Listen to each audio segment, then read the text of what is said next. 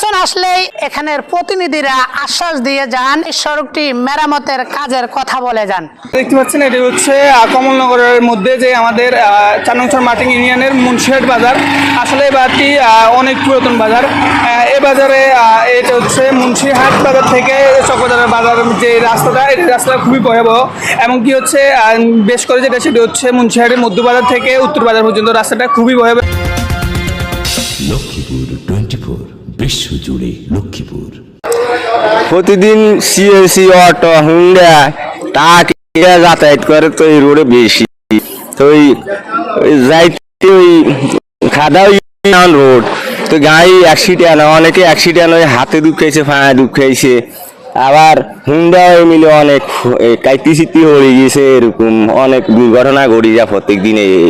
বিভিন্ন সময় বিভিন্ন অ্যাক্সিডেন্ট হয়, যেমন আজকে দুপুর 12টার সময় একটি গাড়ি অ্যাক্সিডেন্ট হয়, 5-3 জন মোটামুটি আহত। তো হচ্ছে এটার কারণে বিভিন্ন সময় অ্যাক্সিডেন্ট হয়। কিন্তু এটাতে এই রাস্তাটা কয়েকবার প্রশাসন করবে বলেছে, কিন্তু এখনও করেনি। তারা আশ্বাস দিয়ে যাচ্ছে এবং জনপ্রতিনিধি যারা আছেন তারাও এটা নিয়ে এখনও কথা বলছেন না। এছাড়া হচ্ছে এই বাজারটা যে রাস্তাটা করলে হবে না, রাস্তাটা যদি ভবিষ্যতে টিকিয়ে রাখতে হয় তাহলে এটার পাশে একটি ড্রেন করা প্রয়োজন, খুবই প্রয়োজন। মানুষের রিক্সা লয়ে পড়ে যায়, মোটরসাইকেল যাইতে অসুবিধা, তারপর ট্রাক, মানে এখানে অনেক সমস্যা হয়। এখন আমরা চাই এটা সংস্কার, এটা রোডটা ভালো হোক, কাজটা অতি দ্রুত করো। ভাঙার কারণে আমাদের গাড়ির সমস্যা। মোয়াটা চলে যায় 10,000 টাকা ইনকাম করে 400 টাকা, 10,000 টাকা চলে যায়। আমরা খাই ঘরে নিয়ে এম গিয়ে খাই, এম গিয়ে ভালো বাচ্চা বাসায় এম কি।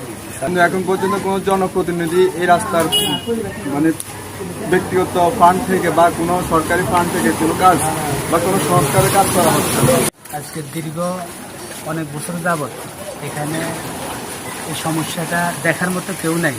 বারবার আশ্বাস দিয়ে যায় যে কাজ করবে, এই বছর করব, 2 মাস পরে করব, 2 দিন পরে করব, কিন্তু কাজের বেলায় আমরা কিছু দেখি না।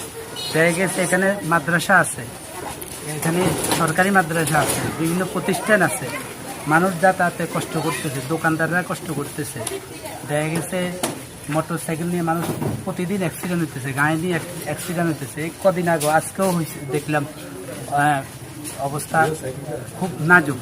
এখন মানুষ এখানে বহুত মানুষ, একটা মানুষ এখানে পাও ভাঙিয়ে ধরে দেখার মতো আমাদের এটা।